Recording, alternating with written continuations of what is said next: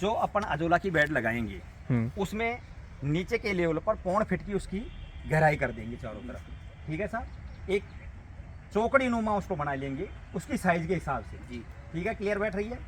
Bed लगने के बाद में 3 इंच की एक अच्छी मिट्टी, उपजाऊ मिट्टी ला करके उसमें एक परत लगा देंगे जी। ठीक है, यहाँ तक बैठ रही है आप लोगों की। और उस मिट्टी के ऊपर 10 किलो गाय का शुद्ध गोबर लेकर के, मतलब ताज़ा गोबर लेकर के अच्छी तरह घोल करके उसमें छांटे लगा दो। बिल्कुल क्लियर। ठीक है, फिर उसको 1.25 इंच तक, यानी कि वो 1.25 फीट तक, जहाँ तक मिट्टी का लेवल बनाया था वहाँ तक ही पानी से भर दो, कंप्लीट पानी से भर दो। ठीक है, पानी से भरने के बाद में मेरे को आप मैसेज डाल देंगे।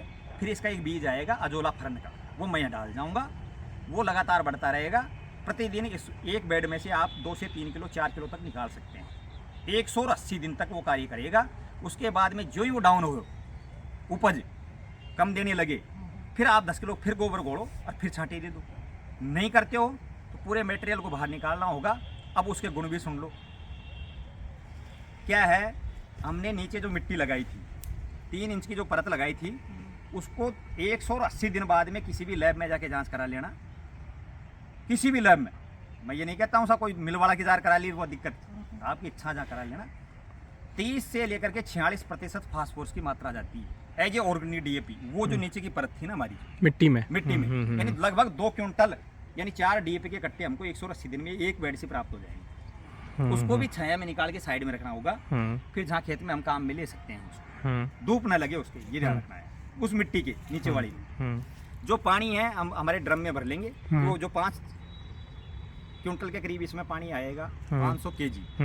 ठीक है साहब, 1.5 फीट पे उसको बाहर अच्छे ड्रमों में हम उसको रख लेंगे और छान करके या तो फसल पे स्प्रे कर दो या फिर किसी खेत में, जैसे भी आप वो, मतलब यूं मानिए कि एक बूस्टर डोज है, यानी ग्रोथ बूस्टर का काम करेगी फसल में। इतना जबरदस्त उसका रिजल्ट देखने को मिलेगा और 100% ऑर्गेनिक।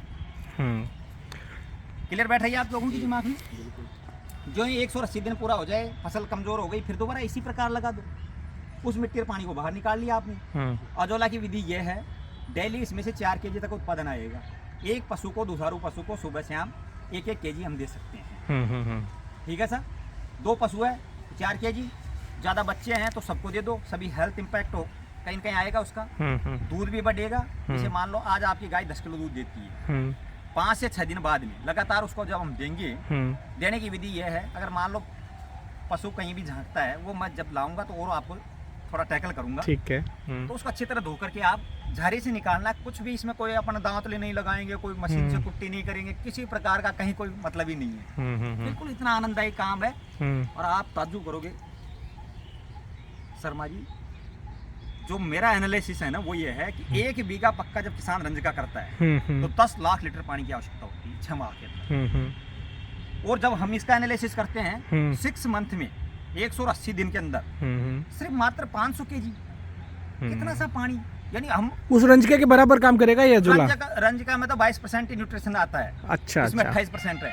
ओहो। और उससे कई गुना ज्यादा और भी इसमें पोषक तत्व पाए गए हैं। मतलब हरा चारा देने की कहीं आवश्यकता नहीं है। और जो हम उसको बांट कांकड़ा वगैरह दे रहे हैं वो भी आधा करते हैं। Clear concept. दूसरी बात यह है कि उस पशु के 10 किलो दूध पर 5 से 6 दिन बाद में जब वो लगातार सही स्थिति में खाने लग जाए, 1 किलो सुबह 1 किलो शाम की, तो निश्चित तौर पर 5 से 6 दिन बाद में 1.25 kg पर 10 kg पे बढ़ जाएगा। दूध बढ़ जाएगा, फैट बढ़ जाएगा और पौष्टिकता बढ़ जाएगी, टेस्ट बढ़ जाएगा, पशु हेल्दी हो जाएगा।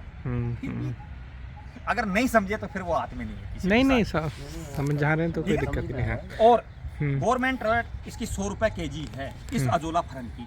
अच्छा, अगर कोई लगा के बेचना भी चाहता है तो उसके लिए हम बाहर बहुत सारे लोग खड़े हैं। अच्छा, ठीक है सर। दूसरी बात ये भी होती है, ठीक है, यूँ भी मददगार, अरे रंजिता भी अभी कोई पशु आ गया उसकी भी अपन हेल्प करते हैं, कोई किसान लगाता है तो उसको भी अपन कहीं पे मदद करते हैं। बहुत सारा काम भी आता है, अपना तो काम आ ही रहा है, बाकी अपन और लोगों की भी हेल्प कर सकते हैं। बिल्कुल ठीक है। ऐसे करके इन चीज़ों को हम आगे बढ़ा सकते हैं। ठीक है।